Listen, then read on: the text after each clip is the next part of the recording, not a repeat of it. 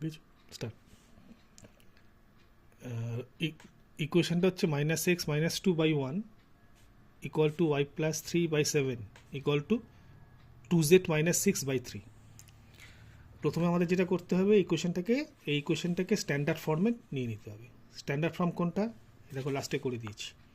X minus x one by l, y minus y one by m, z minus z one by এল।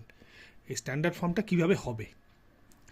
প্রথমে যেটা করবে, x y Z যে ভেরিয়েবলসগুলো আছে positive করে দেবো আগে আমরা, ট্রিক। তাহলে এখানে আছে মাইনাস এক্স, তাহলে মাইনাসটা কমন, তাহলে এক্স প্লাস টু। এই ওয়াইটা পজিটিভ আছে, সেম অ্যাজ ইট ইস। জেডটা আছে টু, তাহলে ফ্রি করবো, টুটা common, z minus three. Next step, এটা ফার্স্ট কাজ করবে কি না, এক্সটাকে পজিটিভ এবং কোনো নাম্বার থাকবে না কোফিশিয়েন্টে। তারপরে এই যে নেগেটিভটা আছে ডিভাইড করে নিচে নিয়ে নিলাম, x plus two minus one, এটা যা আছে রইল। এখানে যে টুটা আছে আমি ওপর নিচ টু দিয়ে ডিভাইড করে দিলাম, তাহলে z minus three by two. এটা যে প্রথম কাজ হলো। তাহলে সব কটাই দেখো, x y z all are positive, all coefficients are one one one one. এটা ফার্স্ট করে নেবে, চেক করে নেবে ভালো করে। সেকেন্ড হচ্ছে এবারে এই প্রত্যেক কটার মাঝখানে একটা করে মাইনাস সিম্বল লাগবে। তাহলে আমি এক্স প্লাস টুটাকে শিফট করছি, এক্সটা রইল, প্লাসটা সরে গিয়ে minus bracket open minus two, এটাও তাই, minus bracket open minus three, জেডটা same as it is. This is the standard form. Standard ফর্মটা কী হবে আমার?